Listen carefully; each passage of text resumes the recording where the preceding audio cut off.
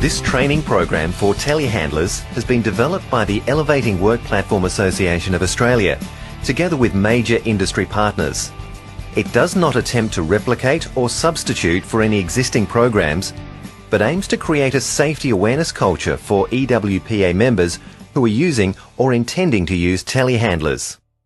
The program features short video-based tutorials followed by questions that will test your comprehension of each topic.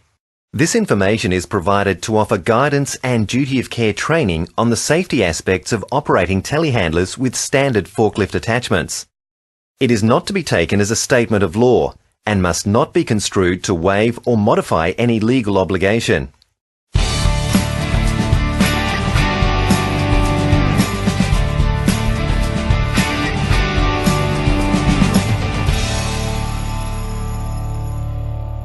A telescopic handler or telehandler can be described as a rough terrain variable reach forklift.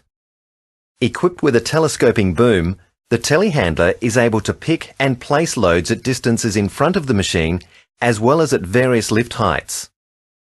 The ability to reach out in front of the telehandler allows the operator some flexibility in the placement of a load. Manufacturer-approved attachments such as crane jibs and EWP baskets can also be fitted. There are several types of telehandlers in use, and these can be divided into the following groups: slewing and non-slewing, those that use outriggers, and those that use frame leveling. To operate a telehandler, you may require specific safety equipment that is prescribed for the conditions you are working in. Typical safety equipment may include a hard hat, safety vest, safety glasses, and steel-capped safety boots. All telehandlers will have specific decals that convey key safety information you need to know. Make sure you understand these decals before you enter and operate the telehandler. There must be a logbook on the telehandler that you must fill in before operation. Ensure the logbook is up to date and stored in the cabin for immediate access. Although the forklift attachment is the most common, there are other manufacturer-approved attachments available for use. Approved attachments will have clearly identifiable rating charts and other signs. Unapproved attachments must not be used under any circumstances and may pose a serious safety hazard, such as forks that have been repaired by welding. To work out what you can lift to what height and at what boom length, each telehandler is equipped with a series of capacity charts. We will review these charts in a later section in detail. There are passing similarities between a telehandler and a car. The main one being that most telehandlers and cars have 4 wheels, pneumatic tyres, and a similar steering wheel and brake arrangement. The big differences are the ones that can lead to serious injury if not appreciated or understood. The telehandler carries the operator and materials only with no passengers. The centre of gravity can shift dramatically on the telehandler with or without a load. Braking is also affected by changes in load weight. The telehandler is designed for low-speed driving and has multiple steering setups suitable for rough terrain.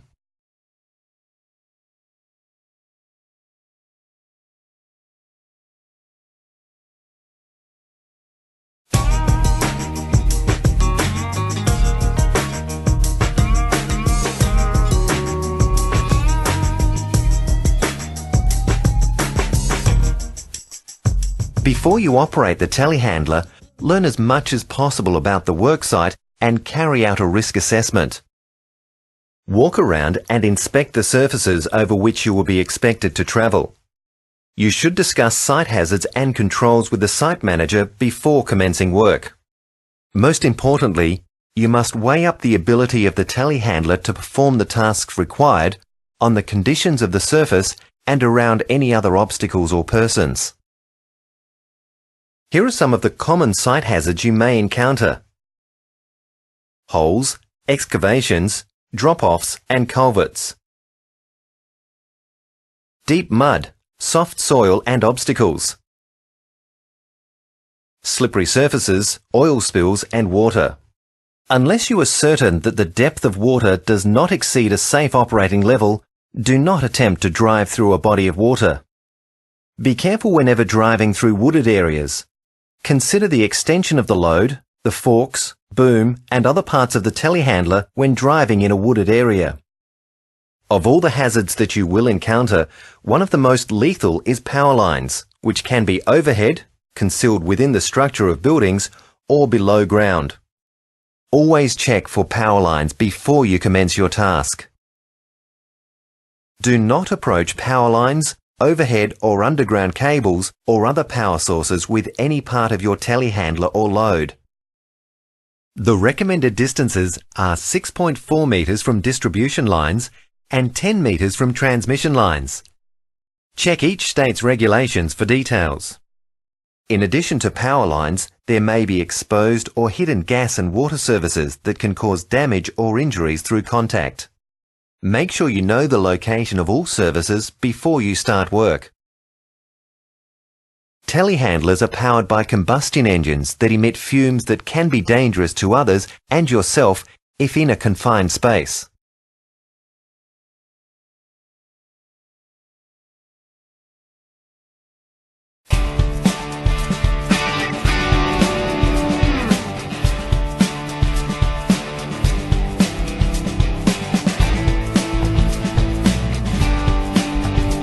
The operator must be competent to use the telehandler and any attachments that may be required. Before you start to operate the telehandler, you must walk around the machine and check the condition of the telehandler. Some of the specific checks include that the windows are all clean and mirrors properly adjusted. The fork or other attachments are rating stamped by the manufacturer and are securely attached. The engine and radiator is free of debris or flammable materials. Oils, fuel and hydraulic levels are good and all caps secured. Tyres are in good condition and correctly inflated.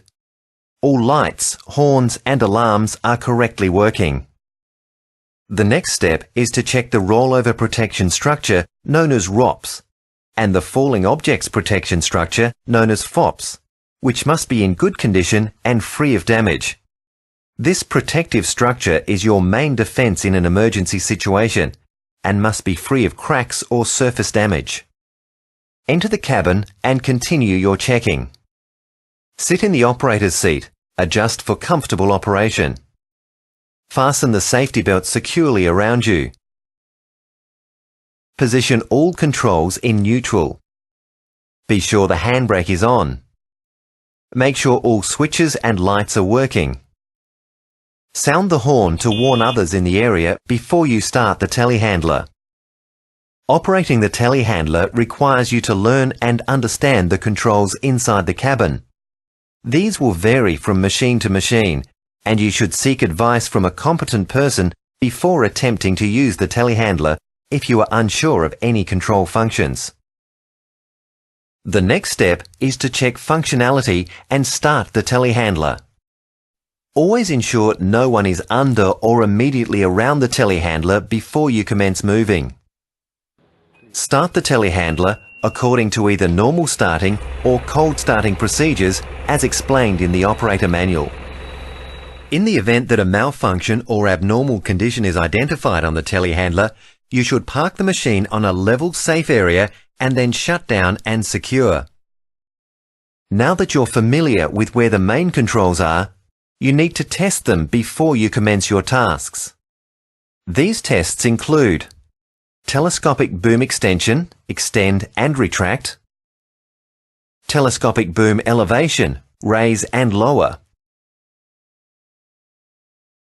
frame leveling, wheel brakes, parking brake, steering, all modes left and right,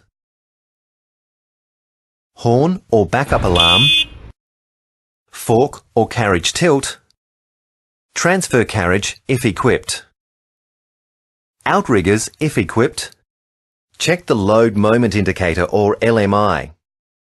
Unlike a car, The telehandler has 3 unique steering systems that are employed for a variety of site conditions and uses. The options are front-wheel steering, most similar to a car; all-wheel steering, giving tight circling ability in confined spaces; crab steering, for moving on an angle in tight spots. To change between modes, there is a lever or switch that may require you to be stationary at the change.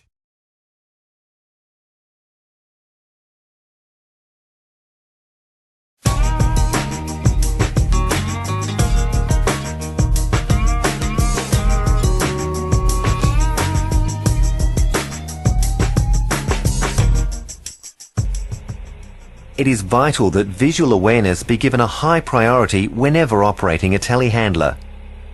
Not only must you have the best possible visibility from the machine, but it is also equally important that others see you. Line of sight is one of the most important concerns when driving a telehandler. Impaired visibility is one of the leading causes of accidents.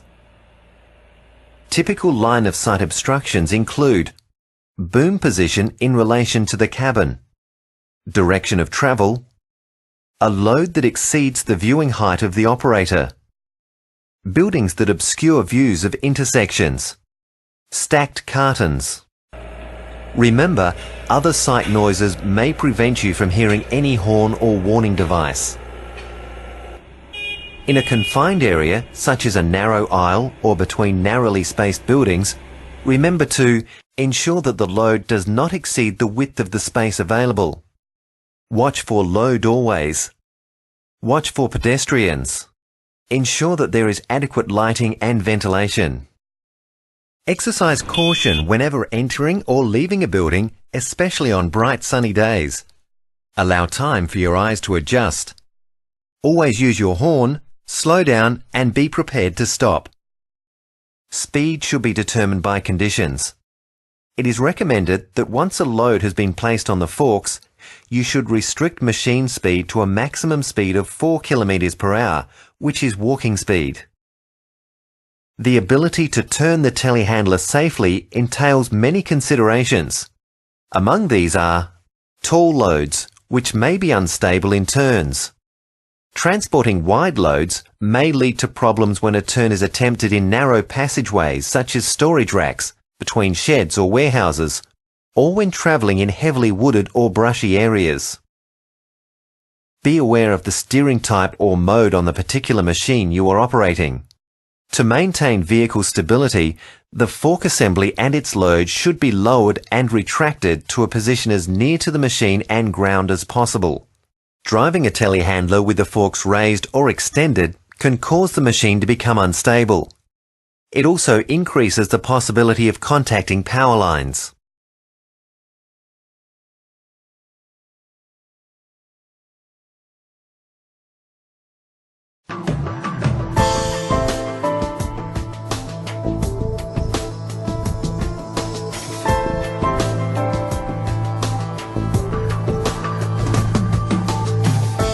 Driving on slopes can be dangerous. There is a much greater risk of tip-over or load loss. Follow these rules for maximum safety. Avoid excessively steep slopes or unstable surfaces. If you must drive on a slope, keep the load low and proceed with extreme caution. Avoid turning on a slope. Use a low gear and/or four-wheel drive. This allows compression braking by the engine, helping you to control the speed of the telehandler. Never engage inching or shift to neutral when going downhill. Ascend and descend slopes with the heavy end of the telehandler pointing up the incline. Always refer to the manufacturer's load capacity chart to determine if the telehandler is capable of traversing the slope safely. If no specific information is available, keep the heavy end facing uphill, and this will be determined by the weight of the load. In the event the telehandler rolls, you must remain in your seat, hold on firmly, and lean away from the point of impact.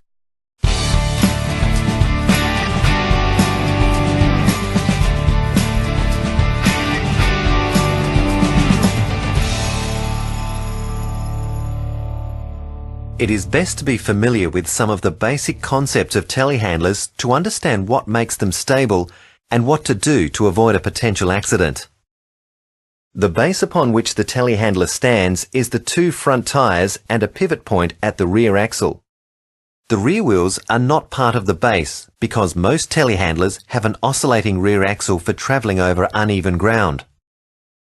The 3 points comprised of the two front tyres and the rear pivot form a triangle at ground level, commonly known as the stability triangle. As long as the telehandler's centre of gravity, the point around which the machine's weight is equally distributed, remains within this stability triangle, the machine remains stable. The stability triangle is, in fact, three-dimensional, because as a load is lifted vertically, the triangle area of safe operation decreases in size, as shown here, reducing stability. Adding a load to the forks while the boom is down causes the centre of gravity to move forward and down, but raising a load will cause the centre of gravity to move up and to the rear. Should the centre of gravity move outside the stability triangle, the telehandler will become unstable and will tip over. If the centre of gravity moves beyond the front of the triangle, such as attempting to lift a load in excess of the machine's rating, a forward tip will occur. If the centre of gravity moves outside the triangle to the left or right, such as raising the boom on a hillside, a lateral tip will occur. The further the centre of gravity moves towards the rear, the less range it has to move laterally and still remain inside the stability triangle. You should be aware that the machine, with the boom fully raised and fully retracted, and with no load, places the machine's centre of gravity at its furthest rearward point.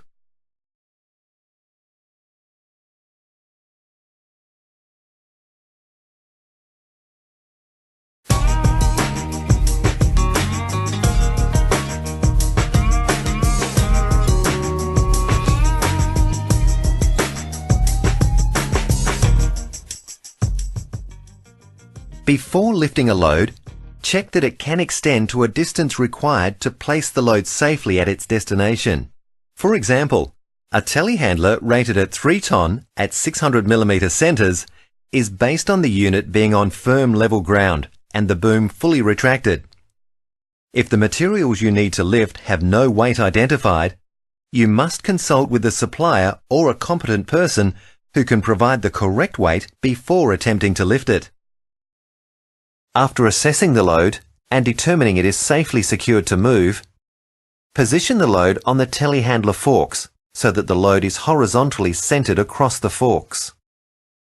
Keep the load or the forks as low as practical. Cradle the load by tilting the forks back. Once you have arrived at the lifting position, the lifting and placing of the load can commence. Some telehandlers are equipped with frame leveling or stabilizers. Use these in conjunction with sensors and indicators to bring the telehandler into a level position.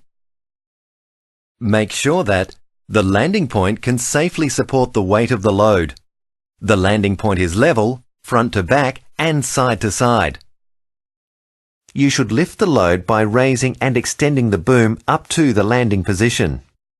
On many sites, there may be services or power lines above you. Always check and ensure you are well clear of these hazards. Remember, while you are lifting a load, never engage a load or lift a load more than 1 metre above the ground unless the telehandler is level. Once the telehandler frame is level and the telehandler has raised a load more than 1 metre above the ground, it must not be moved from this position. Do not use outriggers to level the telehandler with the load more than 1 metre above the ground. After you have lifted and placed the load, retract the boom and return it to the carry position, and retract any stabilizers or adjust frame leveling before moving the telehandler. Safely shut down the telehandler as per the operator instructions. Park the telehandler in a safe location and remove the ignition key. Walk around the telehandler and inspect for any damage which must be entered in the logbook and reported if in need of attention.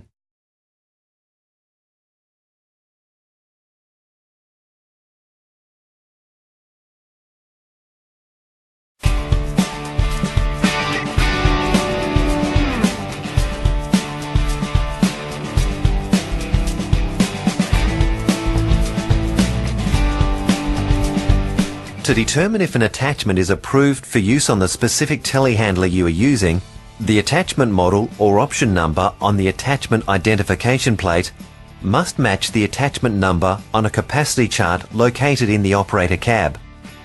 The model on the capacity chart must match the model telehandler being used. The load center of the fork must match the load center as indicated on the capacity chart. Hydraulically powered attachments must only be used on machines equipped with auxiliary hydraulics. If any of the above conditions are not met, do not use the attachment. Once you have verified that the fork or attachment you are using is correctly matched to the telehandler, you will then need to assess its ability to lift and place the load. When the load rating of the telehandler differs from the capacity of the forks or attachment, the lower value becomes the overall load capacity. Use the capacity chart to determine maximum capacity at various machine configurations. Lifting and placing a load may require use of more than one capacity chart based on machine configuration.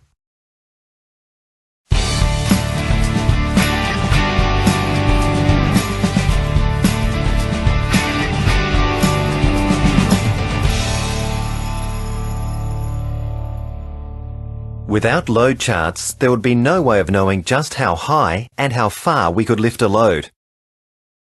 Manufacturers supply load charts to give the operator certainty in what can or cannot be lifted and to what boom extension. As the center of gravity is determined by the vertical and horizontal position of the load, the machine could tip without warning once you have moved the center of gravity outside of the stability triangle. Therefore, to use a load chart for your lift, you must have the telehandler on level ground and have the tires inflated to correct pressure. Other factors can be wind speed, ice or poor soil conditions, which combined or on their own could cause an accident to occur. Load charts are designed to allow the operator to lift and place a load by following a chart that has a horizontal or X-axis and a vertical or Y-axis. The load center is always located 600 millimeters from the backstop of the fork tines, and you should center the load horizontally on the forks as well. These examples are for pallet or symmetrical loads, and pipes or long loads will require a different calculation.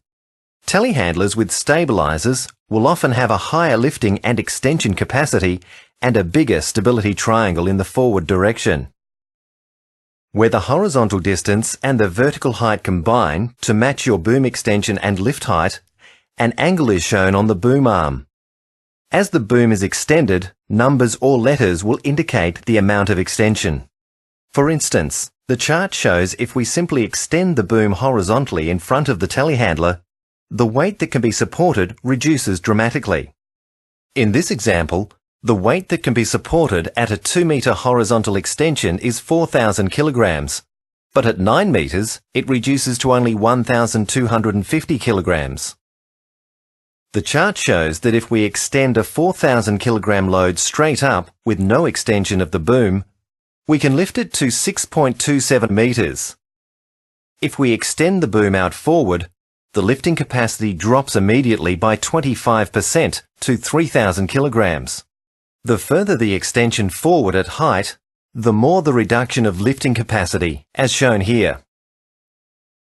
To properly use the capacity chart, the operator must first determine and/or have the following: a manufacturer-approved attachment, the proper capacity chart, weight of the load being lifted, load placement information, height where the load is to be placed, distance from the front tires of the telehandler where the load is to be placed.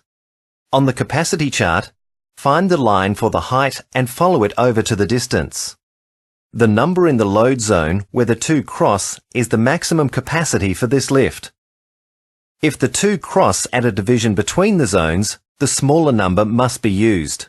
The number in the load zone must be equal to or greater than the weight of the load to be lifted. Determine the limits of the load zone on the capacity chart and keep within these limits.